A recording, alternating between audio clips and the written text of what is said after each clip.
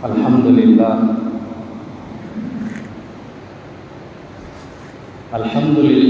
نحمده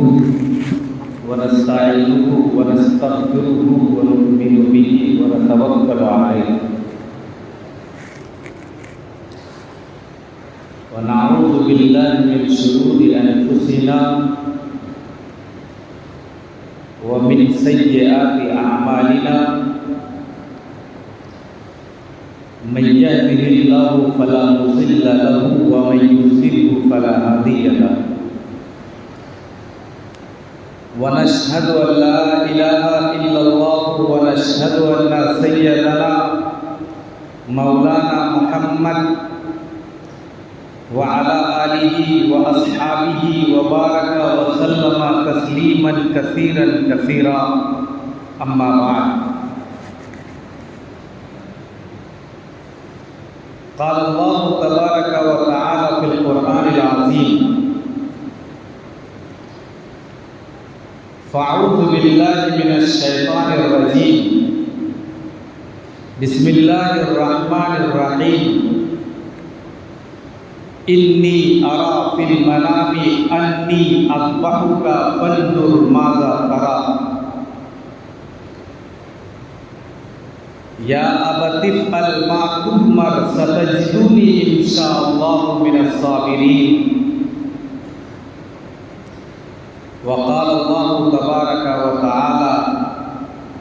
فلما أسلم وتله للجبين صدق الله العظيم وقال النبي صلى الله عليه وسلم من وجد له ساعة فلم يزحيه فلا يقربن مصلانا أو كما قال عليه الصلاة والسلام.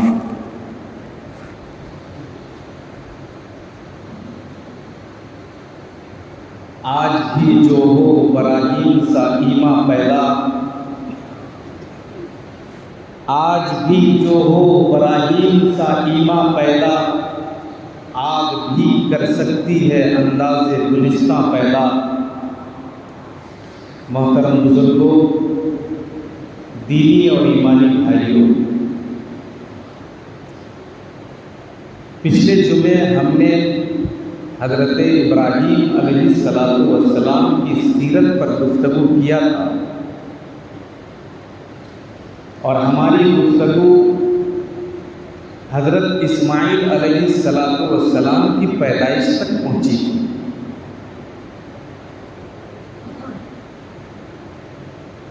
آج ہماری گفتگو کا اصل مقصد اور موضوع کہا جا سکتا ہے کہ عید الاضحیٰ کا پیغام امت مسلمہ کے نام. حضرت ابراہیم علیہ السلام نے اللہ رب العزت سے جب ایک بچے کی گزارش کی دعا مانگی تو اللہ رب العزت نے فبشرناہ فی غلام حلیم، ایک بچہ حضرت ابراہیم علیہ السلام کو عطا کیا، جن کا نام اسماعیل تھا. بعد میں ان کا لقب ذبیح اللہ پڑا. حضرت ابراہیم علیہ السلام نے جو آیت ہم نے پہلے پڑھی کہ انی ارا فی المنام وانی اذبحک فانظر ماذا تری، اپنے لخت دل کو، جگر کے ٹکڑے کو جب یہ کہا کہ بیٹے ہم نے خواب میں دیکھا ہے کہ میں خود تجھے ذبح کر رہا ہوں، حضرت ابراہیم علیہ السلام نے رائے پوچھا فانظر ماذا تری، بتاؤ تمہاری رائے کیا ہے. لیکن نبی کا بیٹا تھا، تربیت نبی والی ملی تھی. حضرت ابراہیم علیہ السلام نے جیسے ہی رائے پوچھی، حضرت اسماعیل نے جواب دیا یا ابت الما تؤمر ستجدنی انشاءاللہ من الصابرین۔ میرے والد محترم، رب کی ذات کی جانب سے آپ کو خواب میں ملا ہے، نبی کا خواب سچا ہوا کرتا ہے، آپ کو اللہ رب العزت کی جانب سے جو حکم دیا جا رہا ہے آپ اس کو کر گزریے، آپ یقیناً ہمیں صابر پائیں گے، صبر کرنے والوں میں پائیں گے۔ یہ ایک پیارے لگتے جگر لگتے دل کا جواب، لیکن ہمیں اور آپ کو سمجھنے کی ضرورت یہ ہے کہ اللہ رب العزت نے اپنے پیارے محبوب حضرت ابراہیم علیہ السلام کو بڑھاپے کی حالت میں یہ امتحان لیا، اور حضرت ابراہیم علیہ السلام اس امتحان میں الحمدللہ 110% کامیاب تھے۔ پوری زندگی پیدائش ہوئی تو باپ نے جھڑپا، جب تھوڑے جوان ہوئے تو قوم کے لوگوں نے دشمنیاں کی، جب اس سے آگے بڑھے تو حضرت ابراہیم علیہ السلام کو بے پناہ آزمائش کا شکار ہونا پڑا، اور یہ ساری چیزیں اللہ کی جانب سے تھیں۔ حضرت ابراہیم علیہ السلام کی پوری زندگی اگر آپ اس کا صحیح مطالعہ کریں گے تو یقین جانیے کہ ہمیں صبر کا سبق ملتا ہے، ہمیں تربیت کا سبق ملتا ہے، ہمیں ابراہیم علیہ السلام کی زندگی سے استقامت کا سبق ملتا ہے، ہمیں ابراہیم علیہ السلام کی زندگی سے قربانی کا سبق ملتا ہے، ہمیں ابراہیم کی زندگی سے محبت کی قربانی کا سبق ملتا ہے، ہمیں حضرت ابراہیم علیہ السلام کی زندگی سے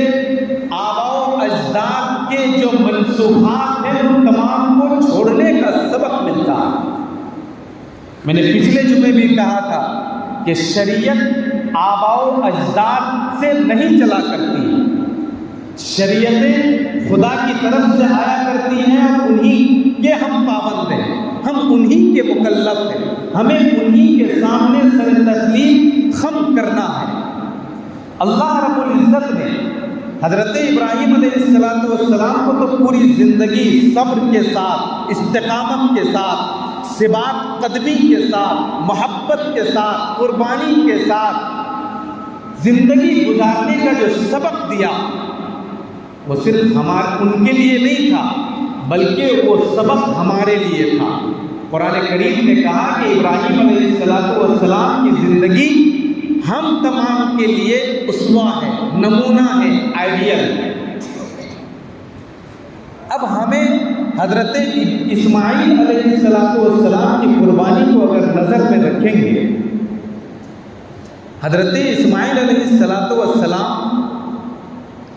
جن کو بعد میں نبی بنایا گیا، اور حضرت ابراہیم علیہ السلام سے لے کر محمد الرسول اللہ صلی اللہ علیہ وسلم کی ذات اقدس تک بہت سارے انبیاء کرام کی فہرست ہیں، اور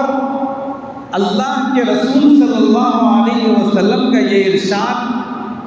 کہ اگر کوئی شخص قربانی کی طاقت رکھتا ہو اور وہ قربانی نہ کرتا ہو، وعیداً اللہ کے رسول نے ارشاد فرمایا کہ وہ شخص ہمارے عیدگاہوں میں نہ آئے۔ قربانی ایک واجب ہے، عاقل پر، بالغ پر، مسلمان پر، آزاد پر واجب ہے۔ قربانی کا نصاب یہ ہے کہ جن کے پاس 52.5 تولہ چاندی یا اتنی رقم، یا جن کے پاس 7.5 تولہ سونا یا اتنی رقم موجود ہے، ہر اس شخص پر قربانی واجب ہے۔ دور حاضر میں اگر اس کو سمجھنا چاہتے ہیں تو 52.5 تولہ کی مقدار 612.15 گرام ہوتا ہے، اور اس کی قیمت ابھی آج کے قیمت کے اعتبار سے 1,85,585 یا 86 روپیہ ہے۔ 1,85,585 یا 86 روپیہ ہے۔ اگر کوئی شخص اتنی رقم کا مالک ہے یا بینک میں ایف ڈی کیا ہوا ہے یا اتنے کا کیش مالک ہے تو ایسے ہر شخص پر قربانی واجب ہے۔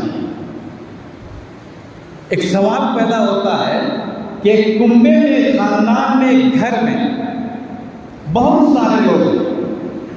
اگر اس گھر میں دیکھا جائے تو 10 لوگوں کی تعداد ہے۔ 10 لوگوں میں 3 ایسے لوگ ہیں جن پر قربانیاں واجب ہیں، لیکن ہم غلط فہمی کے شکار ہو جاتے ہیں کہ ہم نے اپنے والد محترم کے نام کی سے قربانی دے دیا تو باپ کے طرف سے بھی ہو گیا، بیٹے کے طرف سے بھی ہو گیا، اور تیسرا جو کمانے والا شخص ہے اس کی طرف سے بھی ہو گیا۔ یہ سراسر غلط فہمی ہے۔ اس کنبے میں،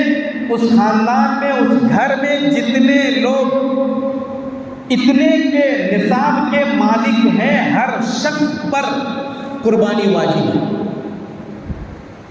ہر شخص پر قربانی واجب ہے۔ ہم لوگ احتراماً یہ کرتے ہیں کہ ہم اگر قربانی کے نصاب تک پہنچتے ہیں، ہم نے احتراماً اپنے والد محترم کے نام سے قربانی دے دی تو آپ گناہگار ہوں گے، ہم گناہگار ہوں گے اس لیے کہ ہمارے نام سے واجب تھا، والد کے نام سے واجب نہیں تھا۔ شریعت، یقیناً شریعت اپنی جگہ درست ہے، لیکن احترام اسی وقت کیا جائے گا جب شریعت سے ٹکراؤ نہ ہو۔ شریعت اس چیز کا حکم دیتی ہے کہ جو 52.5 تولہ چاندی کا مستحق ہے، جو 52.5 تولہ چاندی کا مالک ہے، اس کے اوپر قربانی واجب ہے۔ میرے والد محترم کماتے نہیں ہیں، میرے والد محترم کا کھانا میری طرف سے چلتا ہے، میرے والد محترم کے اخراجات ہماری جانب سے چلتے ہیں، تو والد محترم کے نام سے قربانی نہیں دینا ہے بلکہ اپنے نام سے قربانی دینا ہے۔ تیسری چیز جس میں غلط فہمی ہوتی ہے، ہم نے دیکھا ہے ایک جانور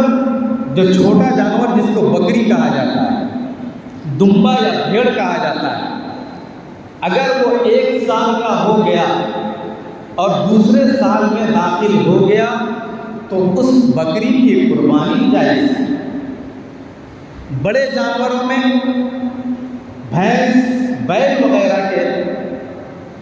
2 سال پورے کرنے کے بعد تیسرے سال میں داخل ہو گئی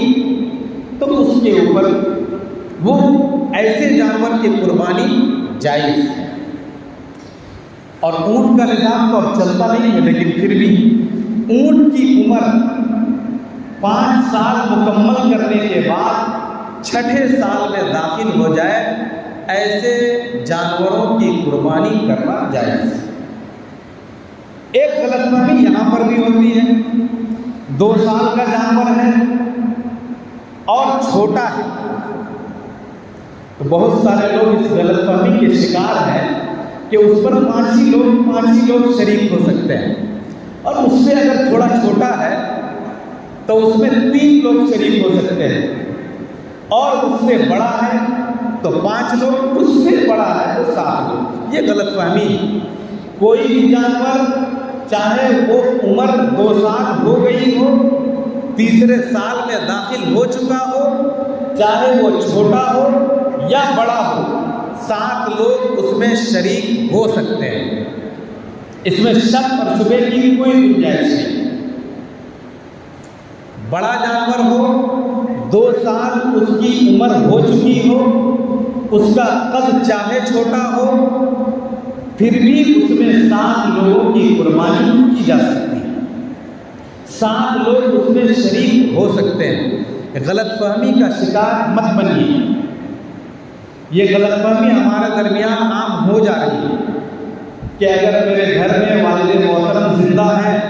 تو ہم کمانے والے، ہم نصاب کے مالک اور ہم اپنے والد محترم کے نام سے قربانی کر رہے ہیں؟ ایسا نہیں، آپ کو اپنے نام سے قربانی دینا ہے۔ 2 سال کا جانور ہو چکا ہے، آپ 3 لوگ شریک ہوں، 5 لوگ شریک ہوں اور 7 لوگ شریک ہوں، سب کی قربانی صحیح اور درست اور جائز ہو۔ چھوٹے اور بڑے کا حصے میں کوئی فرق نہیں پڑتا ہے۔ اصل چیز اب سمجھنے کی ہے کہ اللہ رب العزت نے ہمیں قربانی کا حکم کیوں دیا اور یہ ہے کیا۔ حضرت زید ابن ارقم رضی اللہ تعالیٰ عنہ سے روایت ہے، اللہ کے رسول صلی اللہ علیہ وسلم سے صحابہ کرام نے پوچھا کہ حضور قربانی کیا ہے؟ ما ہی الاضاحی، قربانی کس چیز کا نام ہے؟ اللہ کے رسول نے ارشاد فرمایا کہ قربانی کا مطلب یہ ہے کہ اللہ کے راستے میں اپنے اپنے ناموں سے جو نصاب تک پہنچ چکا ہے وہ قربانی جانور پیش کرے، اللہ کے حضور میں پیش کرے۔ اللہ تعالیٰ نے ارشاد فرمایا لَن يَنَالَ اللَّهُ لُحُومُهَا وَلَا دِمَاؤُهَا وَلَكِنْ يَنَالُهُ التَّقْوَىٰ مِنكُمْ۔ اللہ کے پاس تمہارا خون نہیں پہنچتا ہے، اللہ کے پاس تمہارا گوشت نہیں پہنچتا ہے، اللہ تو دل کو دیکھتا ہے۔ اللہ یہ دیکھتا ہے کہ یہ کتنے خلوص کے ساتھ، اللہ یہ دیکھتا ہے کہ یہ کتنے اخلاص کے ساتھ اللہ کے راستے میں قربانی پیش کر رہا ہے۔ اللہ رب العزت نے کہا کہ تمہارا خون اللہ کے پاس نہیں پہنچتا ہے، اللہ نے ارشاد فرمایا تمہارا گوشت اللہ کے پاس نہیں پہنچتا ہے، بلکہ اللہ رب العزت تک تمہارا تقویٰ پہنچتا ہے۔ وہ دیکھنا چاہتا ہے کہ ایک انسان مالک نصاب ہونے کے بعد، ایک انسان مال و دولت جس کے پاس ہونے کے بعد، ایک وہ شخص جس کے پاس کرنسی ہونے کے بعد ریاکاری کرتا ہے، دکھاوا کرتا ہے، یا پھر خلوص کے ساتھ، اخلاص کے ساتھ اللہ کے راستے میں قربانی پیش کرتا ہے۔ قربانی کا یہ سبق ہمیشہ یاد رکھنا چاہیے کہ اللہ رب العزت کے پیارے محبوب حضرت ابراہیم علیہ السلام نے ریاکاری نہیں کی۔ جب حضرت اسماعیل علیہ السلام کو لے کر چلے تو حضرت اسماعیل علیہ السلام کا وہ جواب کہ یا ابت افعل ما تؤمر ستجدنی انشاءاللہ من الصابرین، اللہ نے جس چیز کا حکم آپ کو دیا ہے، وہ سونے کی حالت میں دیا ہو، خواب میں دیا ہو یا جاگنے کی حالت میں دیا ہو، آپ اس کو کر گزریے، یقین جانیے کہ اسماعیل صبر کرنے والا بندہ آپ کو ملے گا۔ کوئی ریاکاری نہیں تھی، کوئی دکھاوا نہیں تھا، اخلاص تھا ابراہیم کے دل میں کہ اپنے بیٹے کو، اپنے لختے جگر کو، اپنے جگر کے ٹکڑے کو لے کر چلتے ہیں مینا کی طرف۔ اب دیکھیے مینا کی طرف تو چل دیے، وہی شیطان، وہی ابلیس روکتا ہے کہ ابراہیم کہاں جا رہے ہو؟ اللہ تعالیٰ نے تمہیں حکم دیا ہے کہ اپنے بچے کو قربان کرو۔ اللہ تعالیٰ اتنی محنتوں کے ساتھ، اتنی دعاؤں کے بعد اللہ تعالیٰ نے تمہیں بچہ عطا کیا ہے، تم قربان کر دو۔ شیطان وہاں بھی نہیں چھوڑتا ہے۔ حضرت ابراہیم علیہ السلام نے پھٹکار ماری اور آگے بڑھے، پھر ایک شیطان نے روکا۔ حضرت ابراہیم علیہ السلام کو تیسری مرتبہ شیطان نے روکا۔ اسی لیے حجاج کرام حج کے موقع پر شیطانوں کو کنکریاں مارا کرتے ہیں۔ کیوں مارتے ہیں؟ کہ ہم نے اب تک جو غلطیاں کی ہیں، شیطان کے بہکاوے میں، اس کے وسوسے میں یا اس کے چنگل میں پھنس کر اب ہم ان کو اپنی کنکریاں مان کر ان کو یہیں پر دفن کر دیتے ہیں۔ اس کے بعد کوئی حاجی غلط کام نہیں کر سکتا، اس کے بعد کوئی حاجی کسی کے خلاف ظلم نہیں کر سکتا ہے، اس کے بعد کوئی حاجی کعبہ مقدسہ میں سر تسلیم خم کرنے کے بعد کسی کے لیے گالی گلوچ نہیں کر سکتا ہے، یہ اللہ کی جانب سے نظام، وہ شیطان کو کنکریاں مار کر آتا ہے جس کا نام جمرات ہے۔ 3 شیطانوں کو کنکریاں مارتا ہے۔ حضرت ابراہیم چلے گئے آگے، مینا کی وادی میں چلے گئے، جہاں پر حضرت اسماعیل کو لٹایا۔ قرآن کریم نے نقشہ کھینچا، فلما اسلم وتلہ للجبین۔ قرآن کریم نے کہا کہ جب حضرت ابراہیم علیہ السلام نے اپنے بیٹے اسماعیل کو اوندھے منہ زمین میں لٹا دیا، چھری تیز کیا، آپ نہیں کر سکتے، آپ اپنے بیٹے کے تعلق سے اتنے دردمند ہیں کہ اگر اللہ رب العزت آپ کو آزمانا چاہے تو آپ اس آزمائش میں آگے نہیں بڑھ سکتے، لیکن نبی تھے، حضرت اسماعیل کو لے کر چلے گئے، اور وہ جگہ بھی جہاں پہاڑی پر لے کر گئے، حضرت ابراہیم علیہ السلام میں ایک چھوٹا سا گنبد بنا ہوا ہے، جہاں پر حضرت اسماعیل علیہ السلام کو لٹا کر ذبح کرنے کے لیے تیار تھے۔ قرآن کریم نے کہا وَنَادَيْنَاهُ أَيَّا إِبْرَاهِيمُ، قرآن کریم نے کہا، آواز دیا کہ ابراہیم تو نے خواب کو سچ کر دکھایا۔ میرا مقصد ہرگز یہ نہیں تھا کہ ابراہیم اسماعیل کو ذبح کر دیں، میرا مقصد ہرگز یہ نہیں تھا کہ اپنے لختے جگر کو ابراہیم اپنے چھری سے ذبح کر دے، میرا مقصد یہ تھا کہ ابراہیم کا اخلاص دیکھا جائے، اس کا تقویٰ دیکھا جائے، اسماعیل کا صبر دیکھا جائے، زمین کی آواز دیکھی جائے، آسمان کی پکار دیکھی جائے کہ آخر اسماعیل اور ابراہیم کرتے کیا۔ قرآن کریم نے کہا فلما اسلم وتلہ للجبین، لٹا دیا حضرت ابراہیم علیہ السلام نے حکم خداوندی پر اپنے بیٹے کو ذبح کرنے کے لیے تیار ہوئے۔ جب یہ آواز آئی کہ تو نے خواب سچ کر دکھایا، حضرت جبرائیل امین ایک مینڈا لے کر آتے ہیں اور حضرت اسماعیل علیہ السلام کی جگہ پر اسے ذبح کیا جاتا ہے۔ کیا سبق ملا اس قربانی سے؟ اللہ تعالیٰ کو یہ مقصد نہیں تھا کہ ابراہیم اسماعیل کو ذبح کر دے، اللہ کو یہ مقصد، یہ ہرگز یہ نہیں چاہتا تھا کہ ابراہیم اور اسماعیل کے درمیان جدائی ہو جائے، بلکہ یہ مقصد تھا آنے والی نسلوں کو یہ دکھانا تھا ایک باپ کا حکم، ایک بیٹا ماننے والا، ایک باپ کا حکم اللہ کی جانب سے خواب میں لایا گیا، اور وہی خواب کی تعمیر ابراہیم کر رہے ہیں۔ اسماعیل کہہ رہے ہیں یا ابت افعل ما تؤمر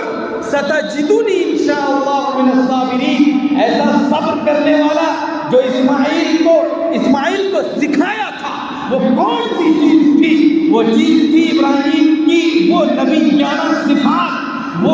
وہ داعیانہ صفات، جس صفات کے نتیجے میں حضرت اسماعیل علیہ السلام کو اللہ رب العزت نے وہ صفت پیدا کیا کہ جس کو ابراہیم نے صبر کا دامن تھام کر حضرت اسماعیل علیہ السلام کو صابر بنا۔ ایک سبق صبر کا، دوسرا سبق عید الاضحیٰ سے پوری انسانیت کو یہ ملتا ہے کہ ہم سارے لوگ ایک نبی کے ماننے والے، ایک اللہ پر ایمان رکھنے والے، اور اسی نبی کے تعلق سے زندگی گزارنے والے، انہی کے نقش قدم میں چلنے والے، اور ان کے لے ملا کر اپنی زندگی کو آباد کرنے والے، مسجدیں آباد کرنے والے، عورتوں کو باحیا بنانے والے، ہم سارے لوگ اس میں موجود ہیں۔ ایک سبق دیا گیا پوری انسانیت کو کہ جس طرح ہم نے اور آپ نے دیکھا کہ حضرت ابراہیم علیہ السلام نے اخلاص کے ساتھ، تقوی کے ساتھ، دل میں پتھر رکھ کر حضرت اسماعیل علیہ السلام کو منا لے کر چلے تھے، تمام شیطانوں کو کنکریاں ماری، شیطان کے وسوسے میں نہیں پھنسے۔ یہ سبق ملتا ہے پوری انسانیت کو کہ شیطان پھنسائے گا، شیطان اپنے مکر میں آپ کو پھنسانے کی پوری کوشش کرے گا، شیطان اپنے عیاری میں اور اپنی چالبازی میں آپ کو ڈالنے کی پوری کوشش کرے گا، لیکن جو مؤمن ہوتا ہے، جو مسلمان ہوتا ہے، جو قرآن کی آیتوں پر ایمان رکھتا ہے، وہ شیطان کے جال میں نہیں پھنسا کرتا ہے۔ قرآن نے کہا یا ایھا الانسان ما غرک بربک الکریم، اے انسان، کون ایسا ابلیس پیدا ہوا، کون شیطان پیدا ہوا کہ تجھے اللہ کے راستے سے بھٹکا دیا؟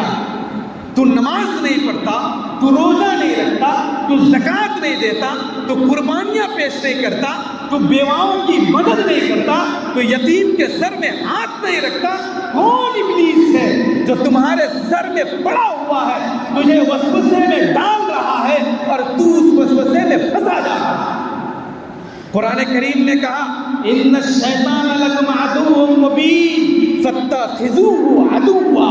شیطان تمہارا کھلا ہوا دشمن ہے، اس کو دشمن سمجھو اور مانو۔ مسلمانوں، شیطان کے مکر میں مت پھنسیے، شیطان کے چال میں مت پھنسیے، شیطان کے آغوش میں مت آئیے، شیطانی چال بازیوں میں مت پھنسیے، اور اپنے آپ کو مکمل تقوی کے ساتھ، مکمل اسلامی شریعت کے نظام کے ساتھ، مکمل قرآن کریم کی آیتوں کے ساتھ، مکمل حضور پاک کی احادیث کے ساتھ آگے بڑھیے، انقلاب لائیے، اور وہ انقلاب جو علامہ اقبال نے کہا تھا کہ آج بھی جو ہو براہیم سا ایما پیدا، آگ بھی کر سکتی ہے انداز گلستہ پیدا۔ تمہارے سامنے آگ آئے، تمہارے سامنے سیلاب آئے، تمہارے سامنے آندھیاں چلے، تم رکنے والی قوم نہیں ہو، تم تو سیلابوں پر وار کرنے والی قوم ہو، تم تو سمندروں میں غوطہ لگانے والی قوم ہو، تم تو نبی محترم کے شان میں جو لوگ گستاخیاں کرتے ہیں اس کے سر قلم کرنے والی قوم ہو۔ جاگو اور ایسے جاگو کہ کوئی قوم تم سے اونچا نہ ہونے سکے، اور ابراہیم علیہ السلام کی یہ دعوت عام کرو کہ نبی محترم نے جو نظام دیا، ابراہیم علیہ السلام نے جو اسوہ دیا، جو نمونہ دیا، جو آئیڈیا دیا، اس آئیڈیالوجی کو اپنی زندگی میں ڈھال کر اپناؤ۔ یقین جانو کہ ابراہیم کے ایمان میں اگر اتنی طاقت تھی کہ آگ گلزار بن سکتی ہے، میں کہہ سکتا ہوں پوری ایمانیات کے ساتھ، پوری طاقت کے ساتھ، قرآن کے حوالے سے، نبی کے حوالے سے، احادیث کے حوالے سے، آج بھی آگ گلزار بن سکتی ہے۔ تم سمندر میں غوطے لگا سکتے ہو، تم آگ کے دہانے پر جا سکتے ہو۔ ایمانیات کا سودا مت کرو، ایمانیات کا سودا مت کرو، اپنے اہل و عیال کی قربانیاں ایسے ہی پیش کرو جس طرح حضرت ابراہیم علیہ السلام نے پیش کر کے دکھایا تھا۔ کیا طاقت تھی ایمان کی، کیا جوش تھا، کیا ولولہ تھا، جس کے نتیجے میں حضرت ابراہیم کو نے اپنے بیٹے کو ذبح کرنے کے حکم پر وہ حکم بجا لاتے ہیں۔ وہ کون سی شریعت؟ اب سمجھنے کی ضرورت یہ